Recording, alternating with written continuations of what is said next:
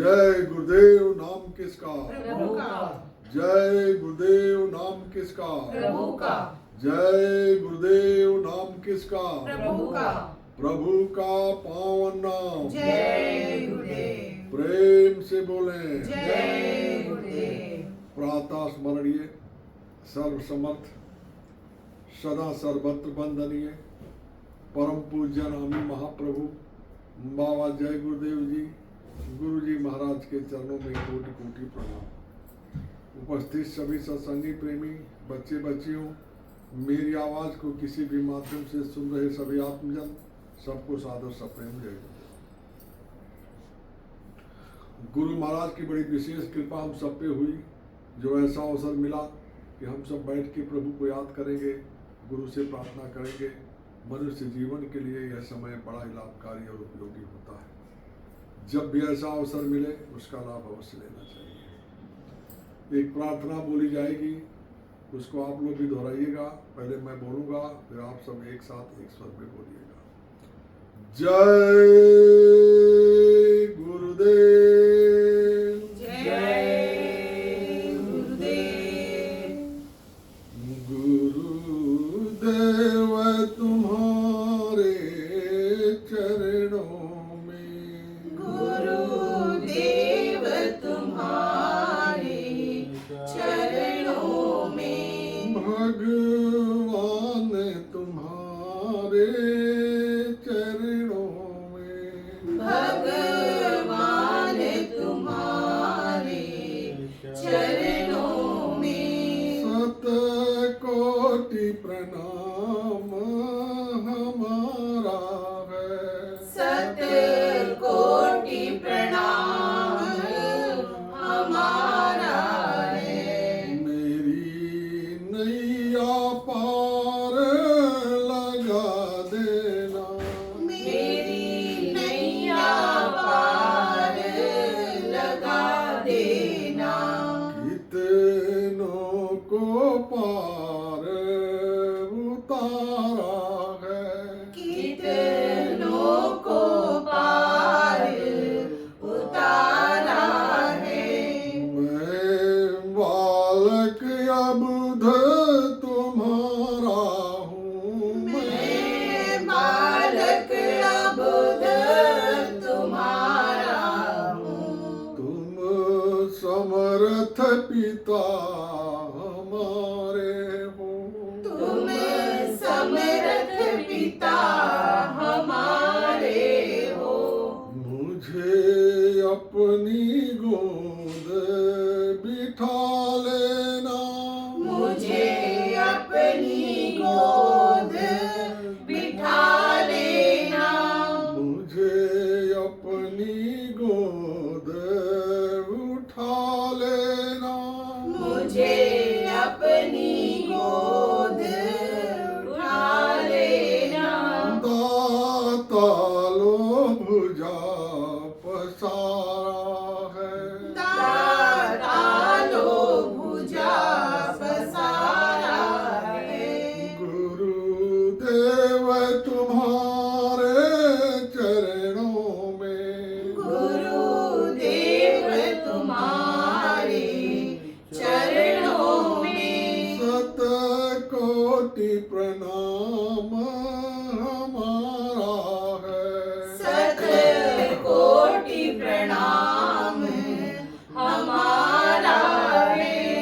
यद्यपि संसारी ज्वालाएं, यद्यपि संसारी ज्वालाएं मुझ पर प्रहार कर जाती है, मुझे पर प्रहार कर जाती है, और शीतल करती रहती है तेरी शीतल अमृत धारा है।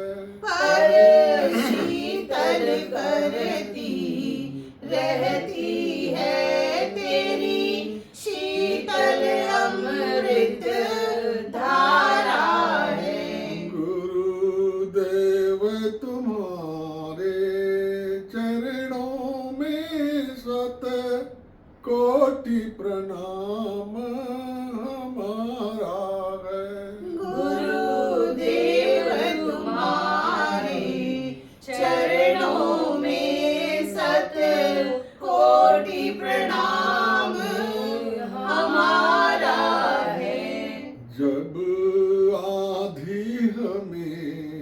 हिला देती, जब आंधी हमें हिला देती, ठंडी जब हमें कपा देती, ठंडी जब हमें कपा देती, मुस्कान तुम्हारे अधरों की, मुस्कान तुम्हारे अधरों की, दे जाती हमें सहारा है, दे जाती हमें सहारा है।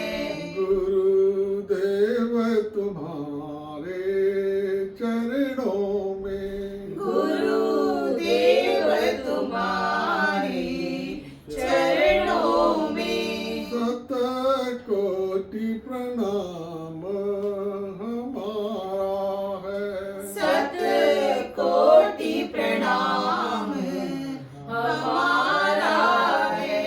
कुछ भुजा उठाकर कहते हो, कुछ भुजा उठाकर कहते हो, कुछ महामंत्र सा पढ़ते हो, कुछ महामंत्र सा पढ़ते हो, गद गद हो जाता हूँ स्वामी, गद गद हो जाता हूँ स्वामी, गद गद हो जाता हूँ भगवन, गद गद हो जाता हूँ भगवन, मिल जाता बड़ा सहारा है, मिल जाता बड़ा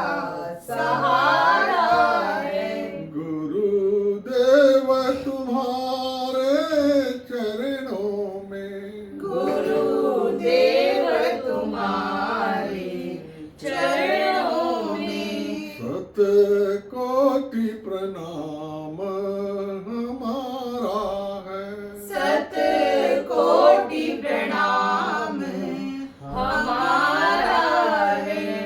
उस मूर्ति माधुरी की झांकी, उस मूर्ति माधुरी की झांकी, यदि हर पल मिला करे स्वामी, यदि हर पल मिला करे स्वामी, यदि हर पल मिला करे भगवन, यदि हर पल मिला करे भगवन, सौभाग्य समझते हम अपना, सौभाग्य समझते हम अपना, को तू हलनाथ तुम्हारा है, को तू हलनाथ तुम्हारा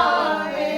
गुरुदेव तुम्हारे चरणों में, गुरुदेव तुम्हारे चरणों में, शतकोटि प्रणाम हमारा है, शतकोटि प्रणाम हमारा है।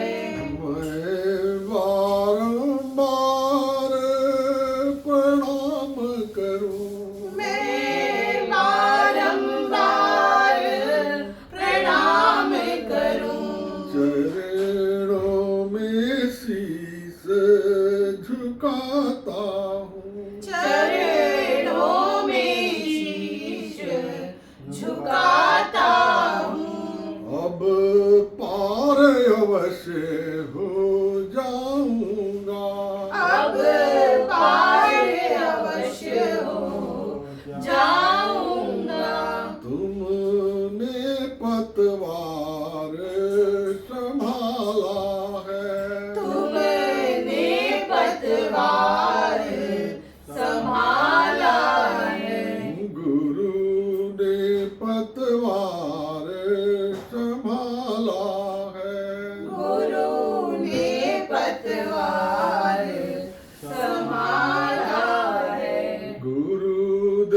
गुरुदेव तुम्हारे चरणों में, गुरुदेव तुम्हारे चरणों में, भगवान तुम्हारे चरणों में, भगवान तुम्हारे चरणों में, सत कोटि प्रणाम हमारा है, सत कोटि प्रणाम हमारा है। जय गुरुदेव। जय गुरुदेव। उपस्थित सभी सत्संगी प्रेमी बच्चे बच्चियों, मेरी आवाज को सुन रहे सभी आत्मजन, ये प्रभु की बड़ी विशेष कृपा होती है जब जीव पर, खासकर मनुष्य पर, तो ऐसे शुभ अवसर प्राप्त होते हैं जब प्रभु का याद आता है, सत्संग का याद आता है, गुरु की याद आती है। यही घड़ी ऐसी घड़ी होती है जिस घड़ी को आप अपने जीवन के सत्कर्म में यानी अपने जीवन के उपयोग में उपयुक्त मान सकते हैं। पलटू साहब एक संत हुए, उन्होंने कहा कि पलटू शुभ दिन शुभ घड़ी, ना याद पड़े जब नाम, वही घड़ी वही मुहूर्त शुभ है जब वो नाम की याद आ जाए। नाम का मतलब वो परमात्मा, वो प्रभु, वो जिसको हम सबका सृजनहार कहते हैं, जो हम सबका पिता है, जिसने हम सबको बनाया अपनी मौज मसहत से।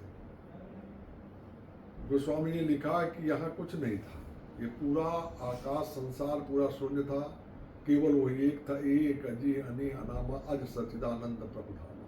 वही अकेला एक था, कोई था नहीं, कुछ नहीं था। न धरती थी, न आकाश था, न वेद था, न किताब था, न कुरान था, न बाइबल थी, कुछ नहीं था। उस समय वो अनामी महाप्रभु अकेला था।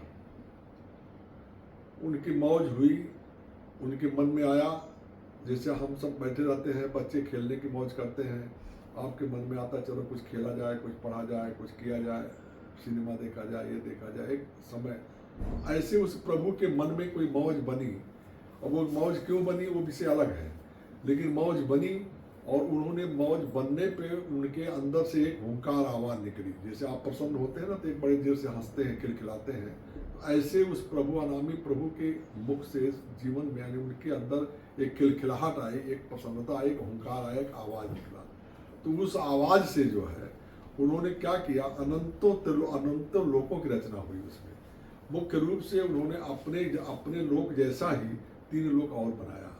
जैसे उनका अनामी लोक तो है ही है, लेकिन उन्होंने एक अपने से अलग करके उन्होंने जो एक बनाया अगम लोक, एक बनाया अलख लोक, और एक बनाया सतलोक। ये 3 लोक का निर्माण उन्होंने बनाया। उन तीनों जगहों पे अपने जैसा ही मकान अनुसार, जैसे समझो कि कोई मकान पिता मकान बनावे तो 3 मकान एक जैसा बना दे, दोनों में कोई अंतर नहीं है। उसी तरीके से वो लोग बना, लेकिन सब लोग अपने अपनी जगह पे बड़े बड़े हैं। यानी सतलोक बहुत बड़ा है, इस धरती से तो कोई तुलना नहीं की जा सकती। यहाँ कोई चीज़ है नहीं जिसका बताया जाए कि वो सतलोक कितना है। जो आपका घर है जहाँ से आप आए हैं, उसके ऊपर अलख लोग उससे बड़ा, और अलख लोग के ऊपर अगम लोग उससे बड़ा, और अनामी लोग का तो कोई वारा पार है ही नहीं। किसी लोक को कोई नाप नहीं सकता है, कोई पैमाइश नहीं बता सकता है, न सतलोक का, न अलख लोक का, न अगम लोक का। इतने बड़े बड़े लोगों का विस्तार उस अनामी महाप्रभु ने कर दिया, और सब जगह अपना स्वरूप अपने जैसा ही स्थिति वहाँ जो पुरुष, जो अगम पुरुष, अलख पुरुष और सतपुरुष, ये तीनों को अपने जैसा ही स्वरूप दिया, जैसे अपना निज रूप दिया। जैसे वो दिखता है, जैसे होता है भाई ये बच्चा बोले इनका फलाने का बेटा, क्यों कहते हो ऐसा, बोले उसकी शकल सूरत उसे मिलती है, तो बेटा होता मगर शकल सूरत मिलती। ऐसे ही सतपुरुष का, अलग पुरुष का और अगम पुरुष का जो स्वरूप है, उस अनामी प्रभु के, जो सबके पिता सृजनहार है, अनामी महाप्रभु, उनके जैसा वो स्वरूप है। अभी नीचे की रचना का जो इधर का जो विस्तार हुआ उसको सतपुरुष ने किया। उन्होंने उतना करके और चुप हो गए, उन्होंने कुछ नहीं किया। लेकिन फिर कुछ दिनों के बाद में सतपुरुष की मौज उठी। सतपुरुष की मौज मतलब जो हम सबके पिता हैं, जो हमारा सबका देश ये नहीं। गुरु महाराज ने कहा बच्चे तुम्हारा देश नहीं है, ये पराया देश है, यहाँ कुछ समय के लिए आप आए हुए हो, और यहाँ से आपको फिर जाना है। इस संसार से आपका कोई लेना देना नहीं, कुछ कोई चीज़ यहाँ की तुम्हारी नहीं है, और न तुम के यहाँ किसी के हो, न तुम्हारा कोई यहाँ पे है, यानी न कोई सामान तुम्हारा है, न तुम किसी के हो, और न तुम्हारा कोई है, और न तुम्हारे से साथ कोई जाने वाला है। सब अकेले आए, अकेले जाएंगे। तो इस संसार का विस्तार जो कुछ वहाँ पे हुआ वो सतपुरुष ने किया। सतपुरुष की मौज हुई तो उन्होंने अपनी हुंकार भरी, तो उनके हुंकार भरने में उन्होंने 16 पुत्रों को जन्म दिया। उनके 16 पुत्र हुए, और 16 पुत्रों के लिए उन्होंने अपने तरीके से सारे मंडलों की रचना कर दी। 16 मंडल तो बनाए ही बनाए, लेकिन उसके बाद और तमाम मंडल बनाए। ये तमाम त्रिलोकी जो ये स्वर्ग लोग, मृतलोक, स्वर्ग लोग, वैकुंठ लोग, जितने लोग बने हुए हैं, ये सब की रचना सतपुरुष ने कर दिया। और अपने 16 पुत्रों को कहा कि जाओ, जो हमने रचना किया उसको तुम लोग देखो। तो ये कह करके उनको भेजा। जब वो लोग देखने के लिए आए तो वो कुछ बहुत दिनों तक यहाँ रह गए। कहीं कुछ दिखता नहीं था, उनको कुछ था ही नहीं, वो वही अकेले अकेले घूम रहे हैं, कोई कुछ नहीं। तो जब उन्होंने देखा कि हाँ कुछ नहीं है, और जब हम अपना प्रकाश फैलाते हैं तो उजाला दिखता है, हम अपना प्रकाश समेट लेते हैं तो अंधेरा हो जाता है। तो उन्होंने कहा कुछ नहीं, चलो वापस चलते हैं। तो जब उन्होंने वापस जाने की सोचा तो आने का रास्ता तो दिया सतपुरुष ने उनको, लेकिन वापस जाने का रास्ता नहीं दिया उनको। तो उन्होंने समझा कि ऐसा लगता है कि हम लोगों को देश निकाला कर दिया गया, अब हम लोग अपने पिता के घर नहीं जा सकते। तो अब क्या करें, फिर वहीं रह गए। तो वहीं से उन्होंने अपनी तपस्या शुरू की। जहाँ पे थे वहीं बैठ करके तपस्या करने लगे। सतपुरुष अपने पिता का ध्यान करने लगे। तो ध्यान करते करते काफ़ी युग बीत गया, काफ़ी समय हो गया। जब सतपुरुष प्रसन्न हुए तो उन्होंने कहा भाई ठीक है, हम प्रसन्न हैं, तुम यहाँ आ तो नहीं सकते हो, लेकिन तुमको जो चाहिए मांग लो। क्या चाहिए तुमको, तो अपने हिसाब से बताओ, तुम्हारे लिए इसी व्यवस्था कर दिया, तुम लोग वहीं रहो। उन्होंने कहा कि हमको एक छोटा छोटा राज्य दे दो। तो सबको उन्होंने राज तकसीम किया, राज दिया। और राज दिया तो राजा के राज किस पे करेगा, उसके लिए तो प्रजा चाहिए। तो प्रजा के लिए फिर जीवात्माओं को दिया। ये जीवात्माएं फिर उसी सतलोक से एक एक घड़े का भंडार, सबको एक एक 16 को एक एक घड़े का भंडार दे दिया। और वो भंडार दे करके सब जगह जीवात्माएं आ गई, चेतन जीवात्माएं सब जगह पे आ गई। और उसी में से चेतन का ही भंडार, उसी आत्माओं के भंडार को ये हम लोगों को यहाँ पे नीचे ईश्वर को लोग, ये सबसे छोटे पुत्र हैं।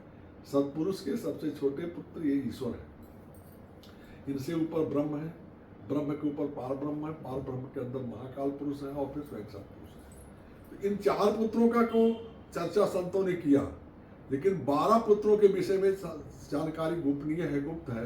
वो वही जानता जब उस रास्ते पे जाता है, जब यहाँ से इस जीवात्मा उसकी साधना करके, तपस्या करके, उस चीज़ को देखते हुए आगे जो अपने सतलोक पहुँचती है, तो उस बीच में उन 12 पुत्रों का भी दर्शन दीदार उनका होता, उनको भी जानती है। लेकिन महापुरुषों ने उनके भेद को खोला नहीं, किसी ने नहीं खोला। और गुरु महाराज ने यही बताया कि उनका गुप्त भेद है। वो जानकारी हो तो जाती है, लेकिन मर्यादा है, उस मर्यादा में उनके विषय में नहीं कहा जा सकता। लेकिन इन 4 के विषय में बताया गया, क्योंकि आपके जाने के रास्ते में चारों मंडल पड़ेंगे। ईश्वर का लोक पड़ेगा, ब्रह्म का लोक पड़ेगा, पार ब्रह्म का लोक पड़ेगा, महाकाल पुरुष का लोक पड़ेगा, और महाकाल पुरुष के लोक के बाद फिर आपका सतलोक, आपका निज धाम है, जहाँ पे आपका अपना घर है, जहाँ से आप आए हैं। तो ये मार्ग में चारों पड़ते हैं, इसलिए इन चारों का साधन कराते हैं महापुरुष। चारों के 5 का नाम आपका सुमिरन कराते हैं महापुरुष। इनके गुप्त नाम देते हैं। जैसे ईश्वर का गुप्त नाम क्या है, ब्रह्म का गुप्त नाम क्या है, पार ब्रह्म का गुप्त नाम क्या है, और फिर महाकाल पुरुष का गुप्त नाम क्या है, और सतपुरुष का नाम क्या है। ये नाम दे करके आपको इसकी साधना कराते हैं, और उसी रास्ते पे उनकी आवाज़ को बताते हैं, उनके स्थान का भेद बताते हैं, उनके रूप का भेद बताते हैं। नामदान के वक्त सतपुरुष ये सब चीज़ें जीव को समझाते हैं, और उसी तरीके से उसका सुमिरन, ध्यान और भजन करा करके, भजन का मतलब उनकी आवाज़ को सुना करके, उनकी आवाज़ सुना करके, उसी आवाज़ में आपको लय करके आपकी जीवात्मा को उस मार्ग से लेकर के ऊपर जाते हैं।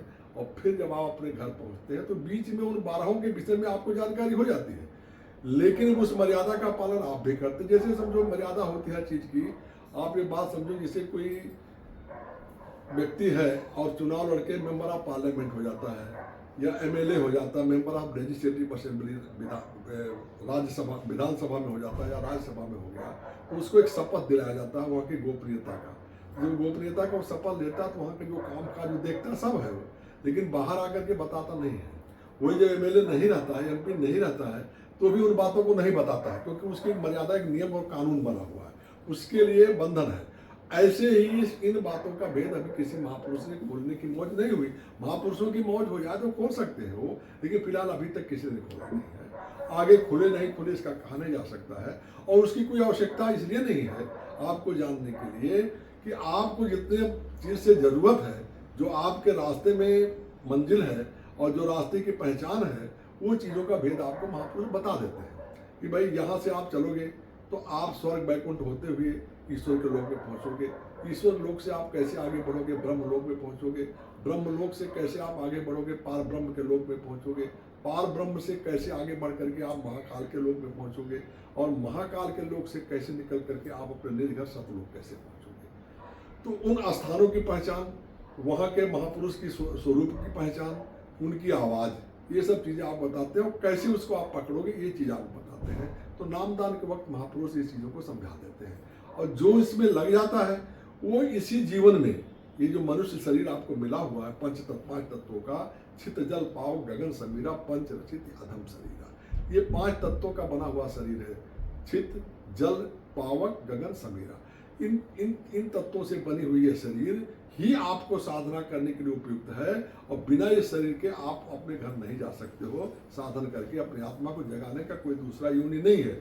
देवलोक है, चाहे स्वर्ग हो, चाहे बैकुंठ हो, ईश्वर लोक हो, चाहे ब्रह्म लोक हो, पार ब्रह्म लोक में कहीं भी जीवात्माएं सब जगह खचाखच भरी हैं, लेकिन उसमें से किसी को भी अवसर नहीं है ऊपर जाने का, किसी को आदेश नहीं ऊपर जाने का, किसी को छूट नहीं ऊपर जाने का। हमें आपको जो मनुष्य योनि में आ गए हैं, इनको छूट है, ये तपस्या करें तो ऊपर जा सकते हैं। इसीलिए कहा गया कि बड़े भाग्य मानुष तन पावा, सुर दुर्लभ सदग्रंथ गावा। कि मनुष्य जीवन बड़े भाग्य से मिला हुआ है, देव दुर्लभ योनि है। देवता इसके लिए तरसते हैं। क्यों तरसते हैं? क्योंकि इसी से वो मुक्त हो सकते हैं, इस संसार काल के पिंजरे से छुटकारा पा सकते हैं।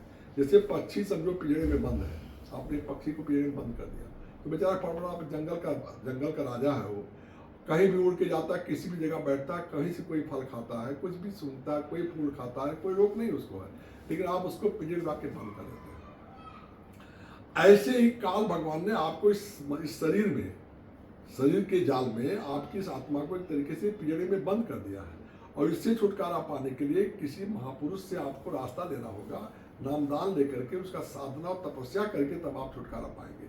क्योंकि ये जो आपका स्थूल शरीर 5 तत्वों का है, जब इस शरीर को, जब तक ये आत्मा के ऊपर खोल है, ये स्थूल शरीर का खोल है, इसके बाद लिंग शरीर का खोल है, इसके बाद जो है सूक्ष्म शरीर का खोल है, इसके बाद जो है कारण शरीर का खोल है। इन चारों खोलों को तोड़ करके, ये चारों पर्दे हटेंगे, तब आत्मा आपकी निर्मल शब्द रूप होगी, और जब शब्द रूप होगी तब जा करके वो आगे बढ़ करके अपने सतलोक में पहुंचेगी। तो उसके लिए जो साधन तपस्या है वो महापुरुष आपसे कराते हैं, आपको बताते हैं, उसको आपको करना होगा। और उसके लिए जरूरी है कि आप एक जो है, यानी इस संसार में आपका सबसे अमूल्य काम है, मूल्यवान काम है कि आप किसी समर्थ सतगुरु की तलाश करो, उनके शरण में होकर के उनकी कृपा पात्र आप बनो, और उनकी कृपा को लेकर के साधन भजन को, उनकी दया आपके ऊपर मिल जाए। दया होने का मतलब उनकी दया तो करने के लिए आए ही हैं, दया ही उन्होंने कर दिया जब आपको उन्होंने रास्ता दिया, लेकिन जब उनकी बातों को आप मान कर उस पर अमल आप करेंगे तो ये स्वयं करने की चीज़ है, खाली मान लेने का चीज़ नहीं है। जाने बगैर कुछ नहीं होगा, क्योंकि जब तक आप जानोगे नहीं तब तक आपका काम बनेगा नहीं। और जान कैसे पाओगे? जब उसको आप देख लोगे। तो इसलिए महापुरुषों ने कहा कि जाने बिन न होए प्रतीति, बिना जाने हुए आपको विश्वास नहीं होगा, और बिन प्रतीत हो ही नहीं प्रीति। जब तक आपको विश्वास नहीं हो तब तक आपका प्रेम नहीं होगा, और जब तक प्रेम नहीं होगा तो प्रेम बिना नहीं भगत दृढ़ाई। जब तक प्रेम नहीं होगा किसी से तब तक आपकी भक्ति दृढ़ नहीं हो सकती है। प्रेम करना बहुत जरूरी है किसी से भी। देखो, माँ बेटे से प्रेम कर लेती है, या पति पत्नी से प्रेम कर लेता है, पत्नी पति से प्रेम करती है, भाई भाई से प्रेम करता है, मित्र मित्र से प्रेम कर लेता है। तो जब ये प्रेम होता है तब उनके अंदर क्या होता है, एक भक्ति यानी एक बहुत ही प्रगाढ़ता की गांठ जुड़ जाती, पर एक दूसरे के अंदर अंतर नहीं रह जाता है। तो प्रेम बिना कुछ नहीं हो सकता। प्रेम होगा कैसे? आप जब जानोगे तब आपको पहले विश्वास होगा, और विश्वास होगा किसी चीज़ पे, जब विश्वास हो जाएगा तब आपको प्रेम हो जाएगा, और जब प्रेम हो जाएगा तब उसकी भक्ति आपके अंदर है। भक्ति का मतलब कि प्रेम दृढ़ हो गया। प्रेम बिना नहीं भक्ति दृढ़ाई, जिम खगपत जल की चिकनाई। कहा कि कैसे, किस तरह उदाहरण उन्होंने दिया कि जैसे तेल और पानी मिला दो, एक तरीके से मिल गया ना वो, तो मिलन तो ये भी हो गया, लेकिन उसमें न तेल पानी मिलता नहीं है, वो उसे ऊपर ऊपर तैरेगा। तो ये भी एक तरीके की भक्ति है कि ऊपरी मन से आप भक्ति करोगे तो उससे कुछ नहीं मिलने वाला है। भक्ति तो उस तरीके से होगा जैसे शक्कर पानी में घुल जाता है, नमक पानी में घुल जाता है, गुड़ पानी में घुल जाता है। इस तरीके से जब आप उस महापुरुष के प्रेम में विलीन हो जाओगे तब आपको उचित लाभ उसका मिल सकता है, अन्यथा नहीं मिल सकता है। और वो तब होगा जब आप जानोगे ये महापुरुष है कौन। और वो जानोगे कैसे, बोले उसके लिए उन्होंने कहा कि आप जान तभी सकते हो सोई जाने जे देव जनाई। जिसको आप बताओगे वही वो जान, जिसको वो बता देंगे, जिनको पर कृपा करके अपना भेद खोल देंगे वही उनको जान सकता है। और जानना तो तुम्हें हो जाएगी, जानने के बाद उसमें और उसमें अंतर नहीं रह जाएगा। पुरुष में और महापुरुष में यानी भक्त और भगवान में कोई भेद नहीं रहता, फिर दोनों एक हो जाते हैं। तो इस चीज को कब आप प्राप्त कर सकते हैं, जब आप महापुरुष के शरणागत हो जाए, सब कुछ छोड़ करके आप उनके शरण में हो जाए। बाकी ये संसार तो बड़ा विचित्र है। इस संसार में किसी को आप ज्ञान देने के लिए जाओ तो क्या करोगे, कुछ नहीं, कोई सुनता है कोई। क्योंकि कहा गया है कि सतसन विनय कुटिल सन प्रीति। सठ मतलब जो दुष्ट व्यक्ति है उससे आप प्रार्थना करो, वो मानेगा आपकी बात? नहीं मानेगा। और कुटिल जो कलुषित भावना का है उससे आप प्रेम कर लो, जिनके अंदर छल कपट है, छक्का पंजा है, दुविधा में कि वो आपको दिखावे का प्रेम कर लेगा लेकिन वास्तविक प्रेम नहीं करेगा, अंदर में कपट बना रहेगा, उसके अंदर मौका पाएगा, मौका परस्ती का प्रेम, तो उससे तो कुछ नहीं होगा। तो उसको आप कितना भी समझाओ कि वो नहीं कर सकता हो। इसलिए कहा कि सटसन विनय कुटिल सन प्रीति और सहज कृपिन सन सुंदर नीति। जो कृपिन टाइप, कंजूस टाइप व्यक्ति है उनको आप नीति ज्ञान दो, वो कुछ नहीं सुनेगा वो, क्योंकि उसके अंदर कृपणता है, कंजूसी है। वो सोचेगा कि मर जाऊं ठीक है, लेकिन चमड़ी चली जाए दमड़ी न जाने पाए, पैसा बचा बचा रखेगा और आखिर में क्या होगा, कुछ नहीं होगा, कुछ रहेगा कुछ। एक बार काफी दिन के बाद पेपर में आई थी न्यूज है कि एक भिखारी की जगह बैठ के भीख मांगता था। भिखारी लोग अपना जगह जगह झोपड़ा बना देते हैं, बैठे मांगते थे, वहां पे मांग के लाओ, वहीं रहे, वहां पे बैठ के मांगे। तो जब वो मर गया, सरकारी जमीन थी, जब वो मर गया तो उसमें देखा गया तो उसमें कम से कम लाखों रुपया उसके यहाँ मिले पड़े हुए थे जो मांग के लाया था। फिर उस जगह को जब साफ किया, वहां पर जो टीला उला बनाया था पत्थर गांच करके, तो खुदाई में बुलडोजर से वो अपना जेसीबी से जब उसको हटा रहे थे तो थोड़ा गड्ढा ज़्यादा हो गया, जेसीबी घुस गई तो उसमें देखे तो बोले वहाँ पर पूरा खजाना मिला, अरबों का खजाना मिला उस जगह पे। अब सोचो कि जीवन भर उस अरबों के खजाने पर सोया हो और मांग मूंग के जो को लाया, न सुख से खा सका न सुख से सो सका। क्या फायदा ऐसी कमाई से, क्या पैसा, ऐसी कृपणता, ऐसी कंजूसी से। लेकिन नहीं, उनका वसूल है कि चमड़ी चल जाए दम नहीं जाएगी। उनके पास पैसा नहीं तो भी दिन भर मांगेंगे, खाएंगे उतने ला करके, लेकिन मांग मांग कर रखे नहीं। किसके लिए रखते, ना कोई आगे होता भी नहीं, उनके न बेटा है, न बेटी है, न कुछ कहीं कुछ नहीं, लेकिन फिर भी। तो ये जो कंजूस बना है, तो बोले उससे आप कितनी भी नीति की बात करो समझ नहीं पाएगा वो, उसको समझ में नहीं आएगा। और ममता रत्सन ज्ञान कहानी, जिनके अंदर आसक्ति आ गई है किसी चीज पे, उसको आप ज्ञान कितना भी समझाओ, अरे भाई कुछ नहीं, दुनिया मिथ्या है, झूठा है, कुछ साथ नहीं जाएगा, कुछ नहीं, सुनेगा आपकी बात। वो उसको उतना आसक्ति उतनी है कि वो उसी चीज को पकड़ के रखेगा, उसको नहीं छोड़ने वाला है। और अति लोभी सन विरति बखानी, जो अत्यंत लोभी टाइप प्रकृति के लोग होते हैं कि हम ये भी ले लें, ये भी ले लें, उसको पकड़ लें, इसको धर लें, जिनके अंदर हर चीज का लोभ है, भले हाथ में जगह नहीं है लेकिन वो बटोरते चले जाएंगे। सियार जैसा, सियार क्या करता है, मक्का के खेत में घुसेगा तो एक तोड़ेगा, इधर दबाएगा, दूसरा तोड़ेगा, फिर दबाएगा, जो दबाया वो गिर जाएगा। ऐसा करते करते लास्ट में जाएगा तो उसके हाथ में एक ही रहेगा, लेकिन पूरे खेत की मक्के की वो बाली तोड़ देगा वो। ऐसी मनुष्य पकड़ते पकड़ते लोभ के चक्कर में लास्ट में उसके हाथ में कुछ नहीं जाता है। संसार की सारी चीजें यहाँ की जो है, आप देखो, रोज आप देखो, इतने लोग आ रहे हैं, इतने लोग जा रहे हैं, क्या कुछ लेके कोई जा रहा है? सारी की सारी चीजें यही धरी रह जाती है। यह शरीर भी साथ में नहीं जाता है, अकेला एक चिड़िया सुग्गा अकेला उड़ के जाता है। जो आपके अच्छे कर्म है वही आपके साथ जाते हैं। भजन, आप इसलिए कहा गया कि भजन करो। तो बोले अति लोभी सन विरति बखानी, क्रोधी सम, जो क्रोधी व्यक्ति है उसको आप कितना भी समझाओ मानेगा वो क्रोध में अंधा हो जाता आदमी, वो कुछ भी नहीं समझेगा, नहीं समझ सकता। और कामी हरकत, जिनके अंदर भोग वासना का व्याप्त है, जो भोग वासना को सब कुछ समझते हैं, उनको भगवान की कथा कितना भी सुनाओ, कुछ भी करो, वो नहीं सुन सकते हैं। वो नहीं हो सकते। उनके अंदर वो भावना, वही भाव अगर परमात्मा के प्रति आ जाए। गोस्वामी ने लिखा कि कामी नारी प्यारी जी में लोभी प्रिय निज धाम, और तिम रघुनाथ निरंतर प्रिय लागो मोहिराम। कि हे प्रभु, मेरे ऊपर ऐसी कृपा कर दो, आप इतना प्रिय लगो मुझे जैसे कामी नारी, कामी व्यक्ति को नारी प्रिय है, और लोभी प्रिय निज धाम, जो लोभी है उसको अपना घर प्रिय है, उस भावना से आप मुझे प्रिय लागो। तिम रघुनाथ निरंतर है प्रिय लागो मोहिराम। हे प्रभु, उस तरीके से आप मुझे, तो वो चीजों का अगर सकारात्मक दृढ़ता सोच लो कहीं पे तो उसका लाभ तो है, लेकिन उसी चीज को नकारात्मक वे में आप जब लेके जाएंगे तो उसका कोई लाभ नहीं मिल सकता है। तो इसलिए इस संसार से पार होने के लिए महापुरुषों के अलावा कोई दूसरा रास्ता नहीं। और कहा कि जब ये हो सकता है, कैसे हो सकता है? बोले 60 सुधरे सत्संगत पाई, पारस परस कुधात सुभाई। 60 व्यक्ति होता है। 60 का मतलब होता है जो किसी की बात सुन सकता है लेकिन मूढ़ है, ज्ञान नहीं आ रहा है उसको, तो अगर अच्छी संगत उसको मिल जाए, सत्संगत संगत अच्छी मिल जाए तो वो ठीक हो सकता है। जैसे कि पारस पत्थर के संगत में आने से, स्पर्श से आने से, करीब में आने से कहते हैं कि लोहा सोना हो जाता है। पारस पत्थर लोहे से छुआ दो तो सोना हो जाएगा।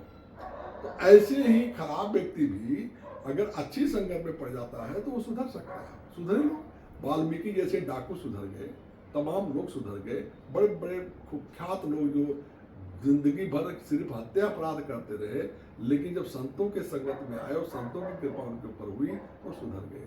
तो हम आप तो सामान्य मनुष्य हैं, अगर हमारे अंदर ये भावना बन जाए और संत की कृपा हो जाए, संत के शरण में जाने की इच्छा हम बना लें, ये मन में हम ठान लें कि इतना भी समझ में अगर हमारे आ जाए कि मनुष्य जीवन हमें क्यों मिला है और इस मनुष्य जीवन को मिलने के बाद हमें करना क्या है, और ये समय पूरा होने वाला है, पूरा होगा, इसके समय पूरा होने के बाद हमें जाना कहाँ है, इतना भी अगर हमारे अंदर सवाल उठ जाए और इन सवालों के तलाश में हम लग जाएं तो प्रभु की कृपा होते देर नहीं लगेगी। प्रभु तो वाकई में बैठा हुआ है, इंतजारी करते करते बैठा हुआ है। वो 24 घंटा चाहता है कि मेरा बच्चा आए, वो उन्हीं के पास से हम आए हैं, वो हमारे पिता हैं, वो हमेशा चाहते हैं। एक लड़का अपने बाप से नाराज होकर घर से बाहर चला गया, पर रहता रहा और बाप घर पे रहा, याद करता रहता था। लेकिन जब महीना 2 महीना बीता और उसकी तबीयत खराब हुई बच्चे की, तो बच्चे ने देखा कि हमारे पिताजी हमारी कैसे सेवा करते थे, किस तरीके से हमारी देख रेख करते थे, हमारे खाने पीने का ख्याल रखते थे।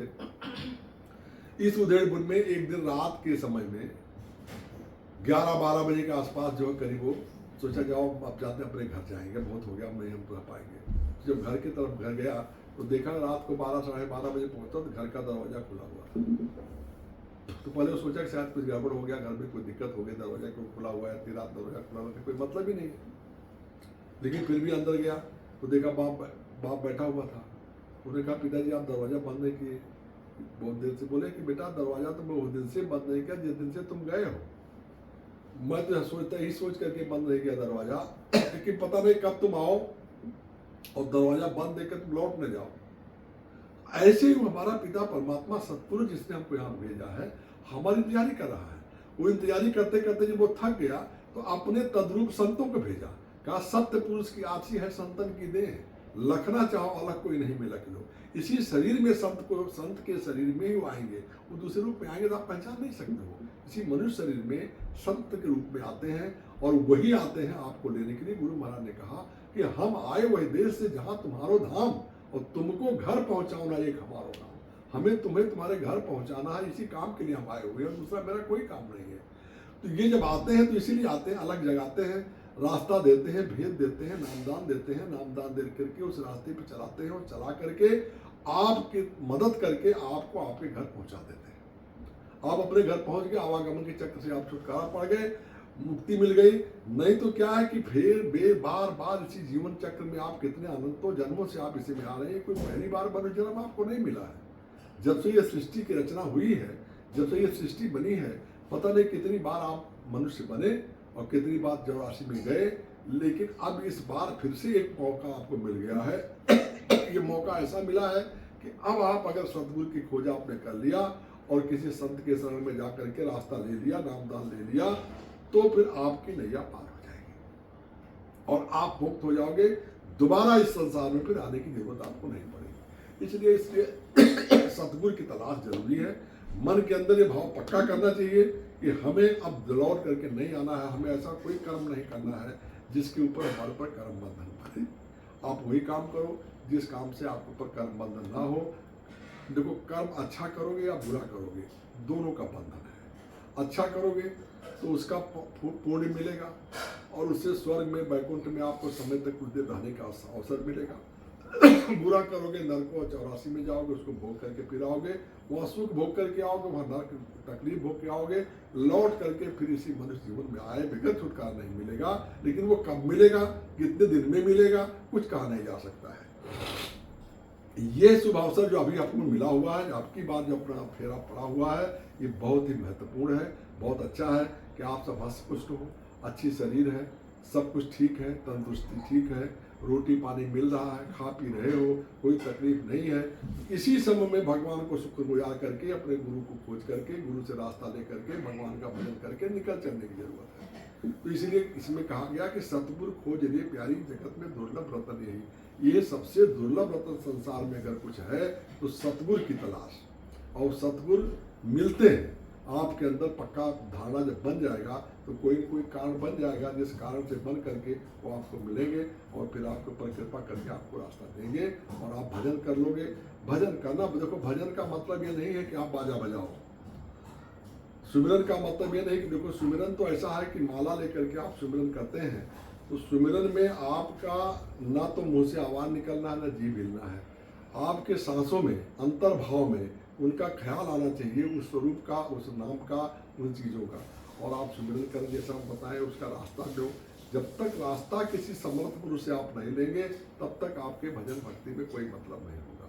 कि गुरुबिन माला फेरते और गुरुबिन देते दान, कुछ होने वाला नहीं है। गुरु के बगैर कुछ नहीं हो सकता है। गुरु की बहुत बड़ी आवश्यकता है इस संसार में मनुष्य के लिए। उतना जितना कि माँ को, बच्चे को अपने माँ की ज़रूरत है, उससे ज़्यादा ज़रूरत गुरु की है, सत्संग और गुरु की। सत्संग और गुरु अगर मिलता रहे तो हमारा रास्ता प्रशस्त हो सकता है। हम मनुष्य जीवन के पाने के जो अधिकारी बने, वो मेरा मनुष्य जीवन पाना सफल हो सकता है, सक्सेस हो सकता है। हम परमात्मा की तरफ जा सकते हैं, अपनी आत्मा को जगा करके अपने निज धाम, निज घर पहुँच सकते हैं। बोलो जय गुरुदेव।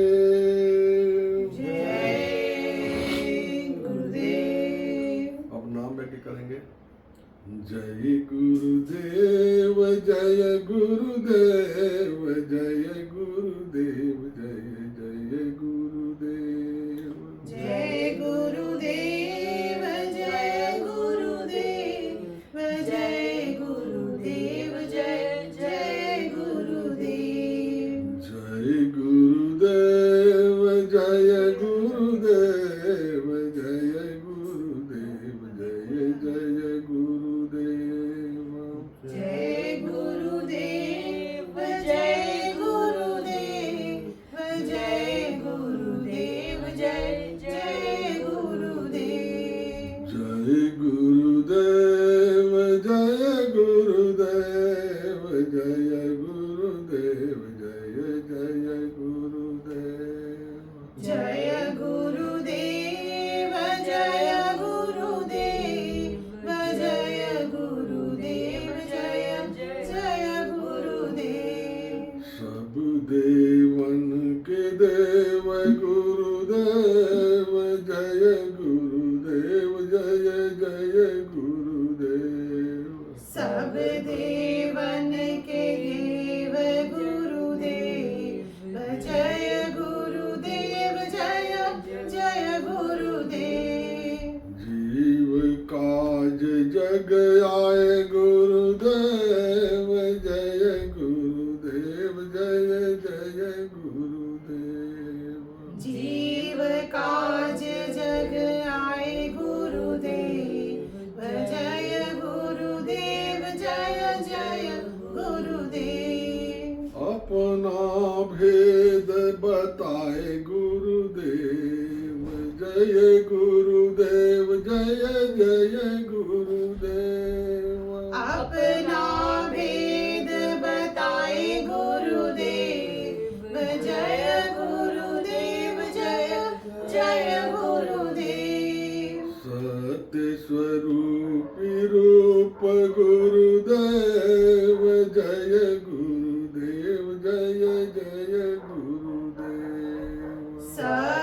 स्वरूपी रूप गुरुदेव जय गुरुदेव जय जय गुरुदेव। अलख स्वरूपी रूप गुरुदेव जय गुरुदेव जय जय गुरुदेव। अलख स्वरूपी रूप गुरुदेव जय गुरुदेव जय जय गुरुदेव। अगम स्वरूपी रूप गुरुदेव जय गुरुदेव जय जय गुरुदेव। आगम स्वरूपी रूप गुरुदेव जय गुरुदेव जय जय गुरुदेव। रूप अनामि आप गुरुदेव जय गुरुदेव जय जय गुरुदेव। रूप अनामि आप गुरुदेव जय गुरुदेव जय जय गुरुदेव। जय गुरुदेव जय गुरुदेव जय गुरुदेव जय जय गुरुदेव। जय गुरुदेव जय गुरुदेव जय गुरुदेव जय जय गुरुदेव। जय गुरुदेव। जय गुरुदेव। अब आरती करेंगे। विनयी करहूँ मैं दो कर जोड़ी, विनय करहूँ मैं दो कर जोड़ी। सतगुरु द्वार तुम्हारे, सतगुरु द्वार तुम्हारे। दाता द्वार तुम्हारे, दाता द्वार तुम्हारे। मालिक द्वार तुम्हारे, मालिक द्वार तुम्हारे। विनिघृत दीप आरती सायो, विनघृत दीप आरती साजो।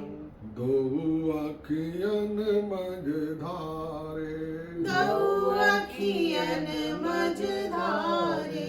भाव सहित नित बैठी झरोखे, भाव सहित नित बैठ झरोखे। जो हत प्रियतम प्यारे, जो हत प्रियतम प्यारे। पग ध्वनि सुनहु श्रवण ही अपने, पग ध्वनि सुनहु श्रवण हिये अपने। मन के काज विसारे, मन के काज विसारे। जागिय सुरत पियत चरणामृत, जागिय सुरत पियत चरणामृत। पियत पियत भई न्यारी, पियत पियत भई न्यारी। घंटा शंख मृदंग सरंगिया, घंटा शंख मृदंग सारंगिया। बंसिय बीन सुनारी, बंसिय बीन सुनारी। जय गुरुदेव आरती करती, जय गुरुदेव आरती करती। गावत जय जयकारे, गावत जय जयकारे। कोटि कोटि करु वंदना, कोटि कोटि करु वंदना। अरब खरब प्रणाम, अरब खरब प्रणाम। चरण कमल बिसरू नहीं, चरण कमल बिसरू नहीं। जय गुरुदेव अनाम, जय गुरुदेव अनाम। गुरु माथे पर राखिए, गुरु माथे